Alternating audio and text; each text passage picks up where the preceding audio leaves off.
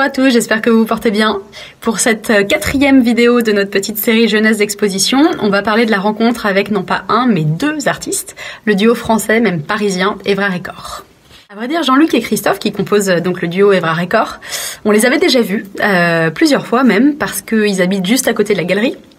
Ils étaient des visiteurs assidus de nos expositions.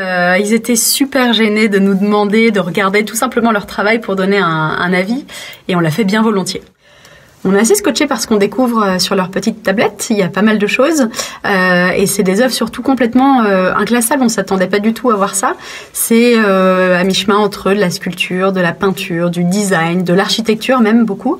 On se décide du coup d'aller les voir en vrai à leur atelier. C'est pas compliqué pour nous d'aller les voir. Ils habitent vraiment à côté de la galerie, mais on se rend compte qu'on est non pas dans un atelier mais dans un appartement, un petit appartement parisien. Et surtout, on cherche les œuvres, mais il n'y en a pas. Ils nous apprennent qu'en fait, tout ce qu'on a vu sur leur tablette, et il y avait quand même pas mal de choses, étaient en fait des maquettes qu'ils avaient réalisées au format 1/10 par rapport à ce qu'ils envisageaient, mais que cette série-là, hors cadre, ils avaient pour l'instant rien produit en réel. Quelques semaines après, ils nous réinvitent dans leur atelier et cette fois, perfectionnistes comme ils sont, ils avaient demandé le plan de la galerie, l'avaient entièrement réalisé au format 1/10 aussi, et y avaient intégré en fait tout ce qu'ils envisageaient pour une première exposition dans un parcours qui était hyper cohérent en plus. Et c'est pas tout. Il y avait aussi la possibilité d'y intégrer tout ce qu'ils envisageaient comme 2e, 3e, 4e exposition même, avec le développement de leurs réflexions sur le hors-cadre, dans des pistes qui étaient assez géniales à chaque fois. Donc on s'est dit, bon, il n'y a pas d'œuvre, mais on sait où ils veulent aller et on voit à quel point c'est cohérent.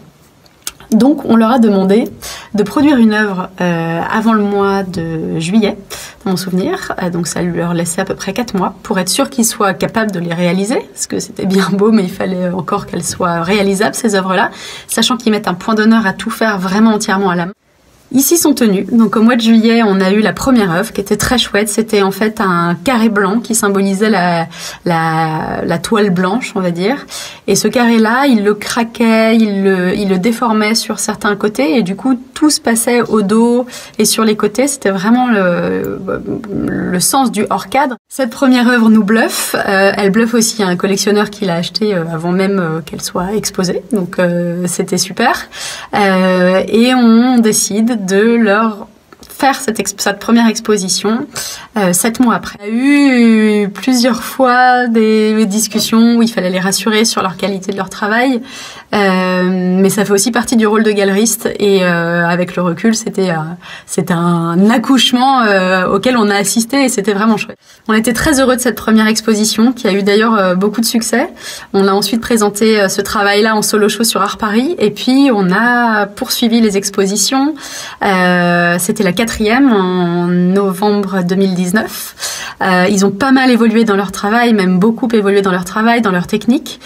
Et d'ailleurs, pas forcément du tout dans le sens qu'on avait vu pour nos premiers rendez-vous, avec toutes ces maquettes qu'ils nous avaient montrées, parce que Jean-Luc et Christophe sont sans cesse à l'affût de nouvelles choses pour alimenter leur travail, et ils ont un esprit qui s'arrête jamais, en fait.